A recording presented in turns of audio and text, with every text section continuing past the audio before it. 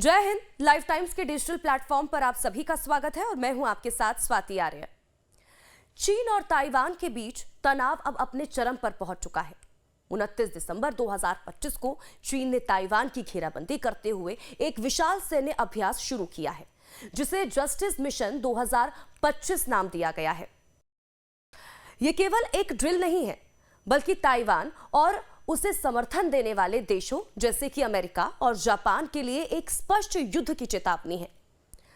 तो चीन का जस्टिस मिशन 2025 क्या है? यह अभ्यास चीन के लिए जरूरी क्यों है?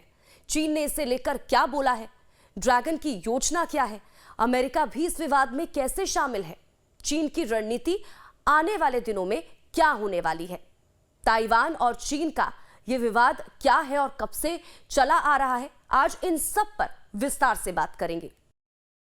तो सबसे पहले बात करते हैं जस्टिस मिशन 2025 की कि आखिरकार यह मिशन क्या है।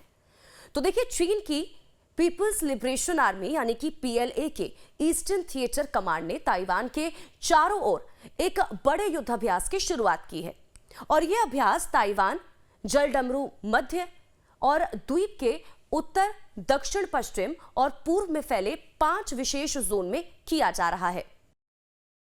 इसमें चीन की थल सेना, नौसेना, वायुसेना और सबसे खतरनाक रॉकेट फोर्स शामिल है। इसमें ड्रैगन की सेना समुद्र और हवा में युद्ध की तैयारी यानी कि कॉम्बैट रेडीनेस, ताइवान के प्रमुख बंदरगाहों की पूर्ण घेराबंदी और दुश्मन के ठिकानों पर सटीक मिसाइल हमलों का अभ्यास कर रही है। अब देखिए, चीन के लिए यह अभ्यास क्यों जरूरी है, यह भी समझते हैं। तो चीन ताइवान को अपना एक विद्रोही प्रांत मानता है और इसे मुख्य भूमि में मिलाने के लिए वन चाइना पॉलिसी का हवाला देता है। चीन ताइवान की घेराबंदी करके ये टेस्ट कर रहा है कि क्या वो ताइवान को पूरी दुनिया से काटकर वहां की सप्लाई लाइन जैसे कि भोजन, तेल, हथियार रोक सकता है। एक तरह से चीन इस अभ्यास से शक्ति प्रदर्शन दिखाने की कोशिश कर रहा है। दरअसल 2025 के अंत में यह अभ्यास करके चीन ये दिखाना चाहता है कि उसकी सेना किसी भी बाहरी हस्तक्षेप को रोकने के लिए तैयार है।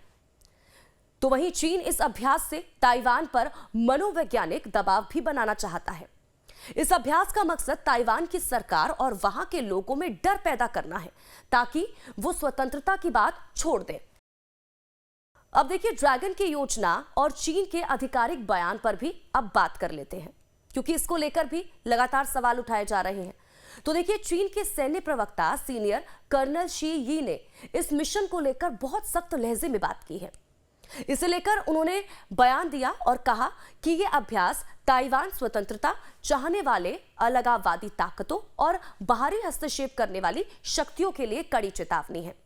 दरअसल चीन का लक्ष्य शांतिपूर्ण पुनर्मिलन की बात तो करता है, लेकिन उसकी असली योजना ताइवान पर सैन्य नियंत्रण की क्षमता विकसित करना है ताकि जरूरत पड़ने पर बल प्रयोग किया जा सके।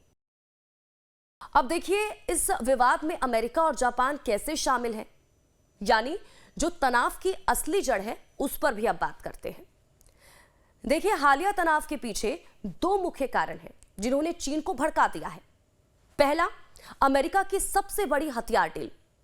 दरअसल कुछ ही दिन पहले अमेरिका ने ताइवान को 11 अरब डॉलर यानी कि लगभग की 91,000 करोड़ के हथियार बेचने की मंजूरी दी है। यह अब तक का सबसे बड़ा हथियार पैकेज है जिससे चीन बौखला चुका है। अब देखिए, दूसरा ये कि जापान का कड़ा रुख। दरअसल जापान के प्रधानमंत्री साने ताकाइची ने यह बयान दिया कि ताइवान का संकट जापान के अस्तित्व के लिए खतरा है। उन्होंने संकेत दिया कि अगर चीन ताइवान पर हमला करता है तो जापान अपनी रक्षा के लिए सैन्य दखल दे सकता है। चीन के लिए जापान का यह बयान आग में घी जैसा साबित हुआ और इसी वजह से यह तनाव बढ़ता चला गया। अब चीन की आगे की रणनीति क्या होगी, इस पर भी बात कर लेते हैं।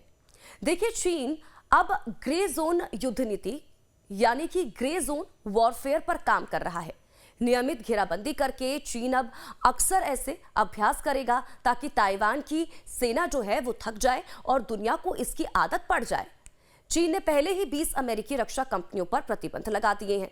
वो भविष्य में ताइवान पर आर्थिक दबाव और भी ज्यादा बढ़ाएगा। तो वहीं चीन ताइवान के पास छोटे द्वीपों और समुद्री क्षेत्रों में स्थायी रूप से मिसाइल और युद्धपोत भी तैनात करेगा। तो इस तरह से चीन इस रणनीति के साथ आगे बढ़ेगा। अब देखिए ताइवान और चीन का विवाद क्या है, अब इस पर भी बातचीत करते हैं। दरअसल ये जो विवाद है वो 1949 के चीनी गृह युद्ध से शुरू हुआ था। तब कम्युनिस्टों ने मुख्य भूमिका पर जो है वो कब्जा कर लिया था, जो मुख्य भूमि रही थी, जबकि हारने वाली कुओमिंतांग सरकार ताइवान भाग गई थी। और तब से ताइवान खुद को एक लोकतांत्रिक और स्वतंत्र देश मानता है। तो वहीं चीन इसे अपना हिस्सा मानता है और कहता है कि देर सवेर इसे चीन से मिलना ही होगा। तो देखिए जस्टिस मिशन 2025 ये साफ कहता है कि 2026 की शुरुआत एशिया प्रशांत क्षेत्र के लिए बेहद ही महत्वपूर्ण रहने वाली है। अमेरिका और जापान की सक्रियता ने इस क्षेत्रीय विवाद को वैश्विक युद्ध की आशंका में बदल दिया है। अब इसमें आगे क्या कुछ देखने को मिलता है, चीन का अगला कदम क्या रहने वाला है और इसके साथ ही जो दूसरे देश हैं वो किस तरह से इस पर रिएक्ट करते हैं, ये देखना महत्वपूर्ण हो जाएगा। तो आज के लिए फिलहाल इतना ही। अगली बार फिर हाजिर होंगे एक नए टॉपिक के साथ। नमस्कार।